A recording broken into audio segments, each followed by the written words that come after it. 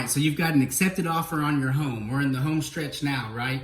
Well, actually, there are 10 more steps to the home buying, what we call escrow process, before we can actually get you to the closing table. So I'm going to go over those 10 steps right now. The first step is that we need to send the initial deposit in, right? That might be the earnest money deposit, due diligence, or a combination of both.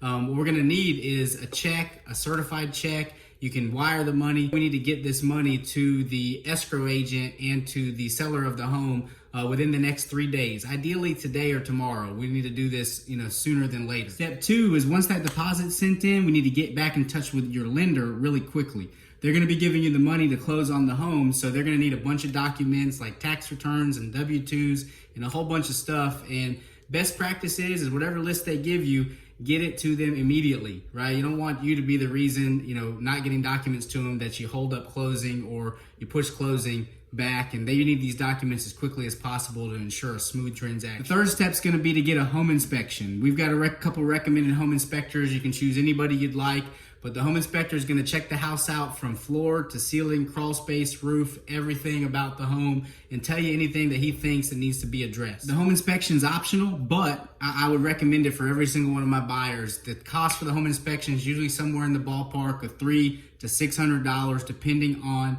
the size of the home. But you don't want to get surprised down the road with something major, that was wrong with the home that you could have, got fixed, or you could have been aware of before you actually purchased it.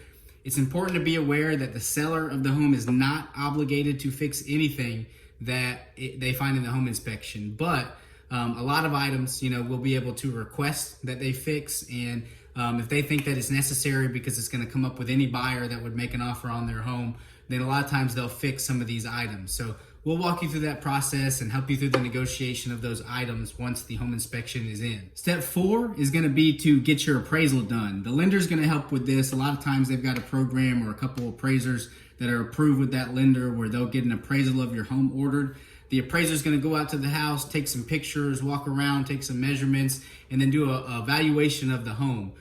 They got to make sure that the price that you're paying for the home is fair market value according to the other comparables in the area. Step 5 is to get homeowners insurance coverage. So you want to make sure the home is protected, and also the lender wants to make sure the home is protected. So home insurance is required to be able to close on the home. Depending on what type of area you're in, you might also be looking to get flood insurance or be required to do so. And it's also a good time to start thinking about things like a home warranty. If the seller didn't provide one, for you, you may want to consider getting one yourself. Step 6 comes back to that home inspection, and if there was anything major, here's where we gotta, the lender is going to decide if there's anything that's got to be fixed before they'll allow you to close on the home, before they'll provide the funds. It's customary for the sellers to fix, certain items and minor items, and we'll walk you through that in the negotiation process, but we'll submit what is called a due diligence repair request list.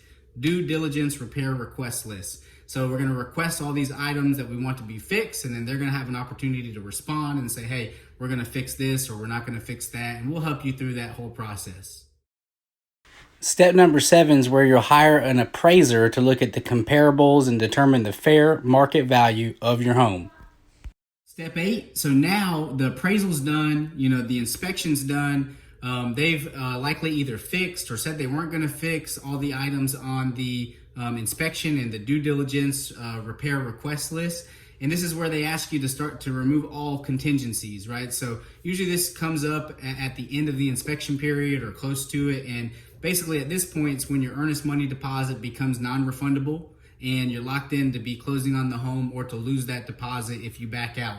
So it's an important date, the end of that due diligence period or inspection period, where now the earnest money becomes non-refundable and we're going to move forward to closing, or if you back out, you lose it. Step 9 is actually funding the loan. So 2 parties fund the loan. The lender is going to send the majority of the money most of the time to the escrow agent once all the documents are approved and they've got the closing packet and all the checks and balances and all the dots and are dotted and the T's are crossed.